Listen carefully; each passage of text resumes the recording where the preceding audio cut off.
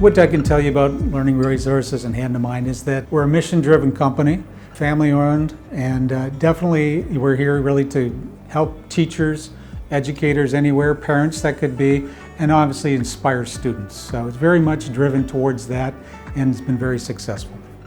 One of the things that we always strive for is a less than 2% back orders. So you think about that, when you have 6-week lead times or 9-week lead times and you're trying to have inventory on hand, less than 2% back orders, so you got to have a lot on hand. And so it's actually handling that inventory. We have 5 or 6 warehouses, I think, some even off-site warehouses, just to house that. And of course, what we're getting is some of our larger customers are placing, like $1 million orders. And you got to have all that ready for the day they want it shipped. So inventory, I think, is our biggest challenge, and supply chain. I think one of the biggest challenges that the two companies face today, both Learning Resources and Hand to Mind, is that both companies are growing rapidly in a somewhat changing market. After we've come through COVID, the need for education to students that may have fallen behind is monumental. And we are definitely trying to be out there in front of this challenge and helping provide tools that can help parents and teachers continue to educate our next generation of youth. Well, the product that we were running the company on prior to this had really reached its end of life. It was built in a technology that really couldn't be enhanced anymore. So simple things like upgrading to the next database wasn't doable because we were stuck and had to retain older systems, operating systems. And the way that product was licensed, it really was, you were given a product by company. And you were limited to one building to distribute product out of. And so we couldn't go any further because effectively it would mean buying a whole entire license, hundreds of thousands of dollars, just to add a different building. So the goals were that we were looking for 3 things primarily. Things that we do well today was operational excellence, right? Had to have a strong advanced warehousing. We do a tremendous amount of demand planning, and the tool that we were using wasn't nearly as strong as D365. Things such as the memory-based demand planning MRP runs. You can run it in an hour. That was a thing you had to do overnight from 8 in the morning, 8 at night, that type of thing disappeared.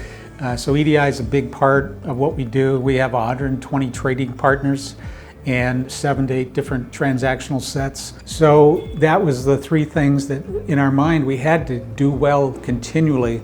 And then of course D365 had other great features that we brought in. We had many goals as we looked at bringing in the new business application D365. One of our goals was to take 2 companies that ran on separate instances of our legacy system into a combined new system that would allow many more synergies. So when I say about the synergies, one of the things I'm talking about is in the legacy systems, the 2 companies had 2 separate general ledgers. And so it was much more difficult to put together combined financials. As part of the new D365 implementation, we put together a shared chart of accounts so that it would be much easier to bring together the 2 companies' financials in consolidated fashion. After the implementation of D365, I definitely can see improvements on a day-to-day basis where you have better access to data, you can see things easier, there's more detail that can be stored within the system. You can see when you talk to different users that they're able to see things that they hadn't been able to see before.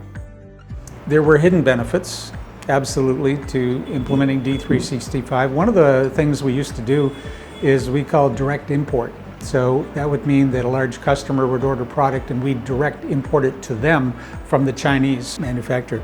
And that was a very manual process, and that was incorporated into D365, and nobody speaks of it again, even though it was a tremendous hurdle before we started. So that's a process that I would think was greatly improved, bringing in international orders. I mean, 5 years ago, that wasn't even a thing we did, but it's become a tremendous saver on time and money for our customers, so we do that. I think the full automation of our warehouse, the LTL module or the full case pick module, it's something that I think is pretty unique and certainly unique to mid-sized companies.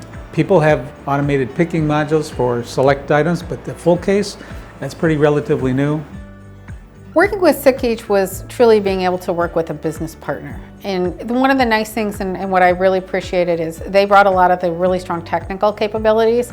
So as we would look at unique things to our business and how do we get around them, or how do we do them in the system, and or do we need a customization, we could always have very frank and honest and open conversations to look at what's the best way to accomplish things. I think we go back to their technical knowledge is deep, their relationship with Microsoft, and I think you also are constantly working with your ISVs to improve the relationship there, and you're constantly aware of what's coming. So by the time we have an environment ready to test that, they're going to know.